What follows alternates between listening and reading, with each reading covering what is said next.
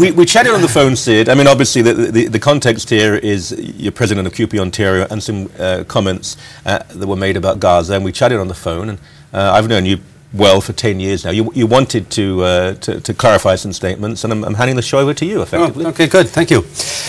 Right, so I mean, there's a few issues we've got to get into, sure. But so let's just talk about the context of why it is that CUPE is involved in this dispute to begin with.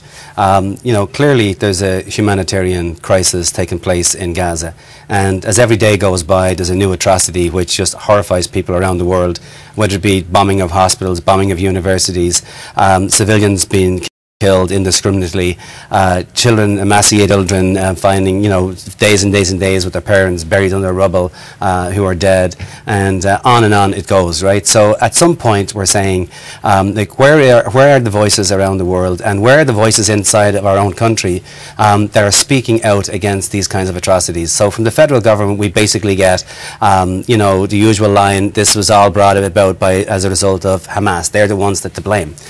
So leaving aside whether Hamas is to blame or not to blame, you still you're left with a humanitarian crisis, and somebody somewhere along the line has got to speak out and say, wait a second, you know, the Geneva Convention prohibits, Article 33 prohibits the collective punishment of individuals for crimes not committed by them but by others, either in their name. I'll give you an example of that.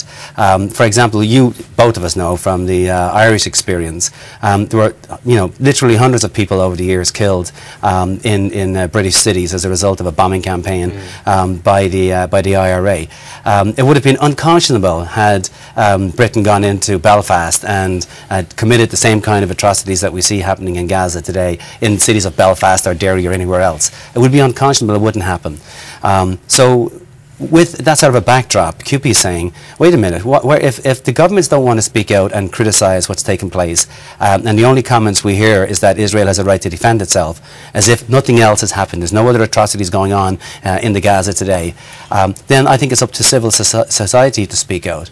So from our perspective, I've been given a platform as a result of the job that I work in. This isn't the clarification I thought we were going to get. Oh, well, hang on, but I get an opportunity to speak out because I don't believe that governments are doing it. So it falls then down to civil society. And by the way, thinking about civil society, it was the trade union movement through their boycotts that began the boycotts against South Africa in 1959. Was some of the British trade unions and Swedish trade unions, and eventually governments cottoned on. At first they were reluctant to do it. The business community never came there. They still wanted to make a profit out of what was going on in South Africa. Margaret Thatcher still in the end held out. But most people and most countries, including Canada, came on side, and eventually that regime basically collapsed. Okay. So using that principle, we're taking a look and saying, okay, how then do we apply... The first segment's almost over. But how then do we apply pressure to South Africa if governments are not willing to speak out? So what we said is, okay, let's take a look at what they did in South Africa. One of the tools that they used, besides the economic boycott, was cultural boycotts, sporting boycotts, and academic boycotts. So my union decided we would take a look at the academic boycott.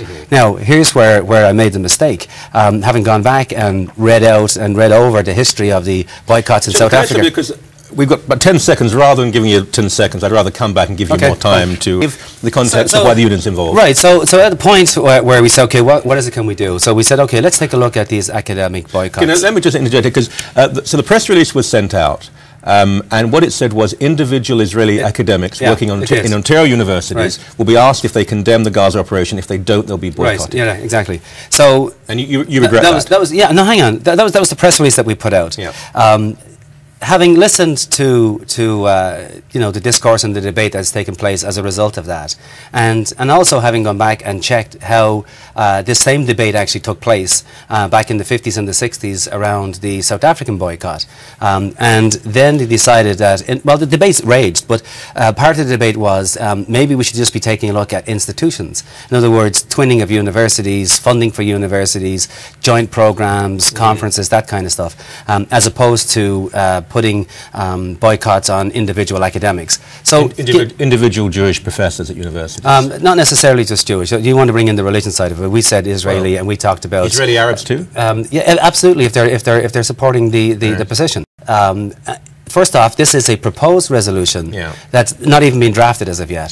So the debate is still going on. Even within my own union, the debate is going on. And we will come up with a resolution. But you've changed your mind on individuals. Well, yeah, I think it's clear right now that people, there's no appetite for looking at individuals. But the concept of a boycott on an institutional level is more palatable. Here's why I think people reacted so strongly to that. And you know, you've been at public protests and so on, and that's your right to be there. People can argue about that in their own time. It was the notion that if you think Israel is absolutely wrong, I disagree, but if you have that position, there are other countries that act in the most appalling manner, and their academics have never been questioned about their views about their government. The one country being singled out at this stage is Israel. Right, but that might be your position, Michael, but the opposition... Well, that's truth, isn't it? But the opposition that we're hearing out there is not premised on that argument, it's premised on academic freedom.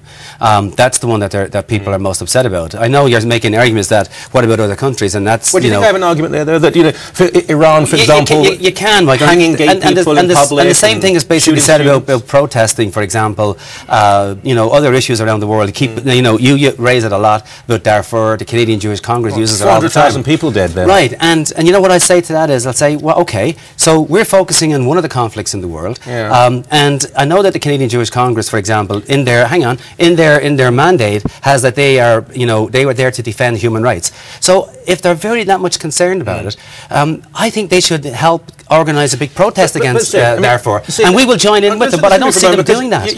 You're reasonable here. On many, I should say, on many issues, I do find you to be reasonable. There is a context. There are quite a few Israelis teaching at Ontario universities. Most of them are apolitical anyway. Frankly, a lot of these guys are on the left, but that's beside the point. And they may be teaching physics or biology or whatever they're teaching. We have countries, in Sudan, we have 400,000 people enslaved, murdered, forcibly circumcised. We have Sudanese academics. We have Iranian academics in their country. They're hanging gay people in public. They're shooting down students. They're closing universities. Communist China, the list goes on and on and on. The one group you're looking at, and this has to be said, and I don't think for a moment you're an anti-Semite, I've defended you against that, but the one group is, it's Jews, it's Israeli Jews. They are the people. That's so dishonest and so unfair, because you know me, because I've been on this show for 10 years. Let me finish the point. Do you not think there is a perception issue here? That people think about the past and say, whatever Israel may or may not be doing, the group you're singling out, in isolation, uniquely, particularly from any other, are Jewish professors. But I said that's so unfair, because you've known me for 10 years and I've sat on this show for 10 years and I've been through all kinds of protests and all kinds of boycotts of different you know, countries and organisations and companies down through the years that I've, you know, I've protested. Why not the others then, Sid? I'm just telling you, Michael, I've done that. I've done that. What other academics? Not academics. That's only the first time we've even looked at academics. Why is that? But we're not. I just told you earlier on, though, we're not doing academics. We're going to be doing institutions. So you changed your policy on that? I've just said that 2 minutes. I'll explain let's that. get over the other point now, because then we have to move on. You said you compared Israeli actions in particular. I think that the motivating point, the catalyst, was the bombing of the university in Gaza. Israel says mortars were fired from there, the Kupu Shalit was held there, but you said they're like the Nazis did this too. Yeah, well, I'll give you context. What happened? I was in Europe, visiting Germany, England and Ireland, looking at trades systems they have in place.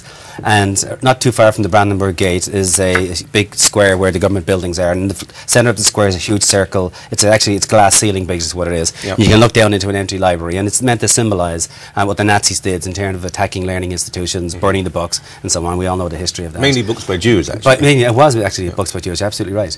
Jewish intellectuals. So anyways, the question then came up around when they bombed the university, and then a day or two later they actually hit a school. I thought, and it was incorrectly, I said, you know, my God, it's almost a comparison here about attacking learning institutions. The Nazis did this. And, you know, that sat on the record for a day or two. And I heard you defend it too. Yeah, and I didn't feel good about it. No, I half-heartedly defended it, didn't feel good about it, and then there was one woman actually called me, who in a very nice way, not like some of the idiots that call in screaming obscenities, but this woman called, and her parents were Holocaust survivors, and she explained in great detail how this actually hurt in a visceral way people in the Jewish community. I'd already been feeling deep inside, not feeling good about using the word Nazi, because we've talked about people who've used that around the table, and I actually at one time mentioned it with respect to Mike Harris, and sometimes it gets too flippantly used. So I thought myself, this is wrong, and I've hurt people, and it's clear I've hurt people, so why mess around with it? Just come out and be unequivocal and say, you know what, that was wrong of me to do that, and just apologise, and that's what I did. Well,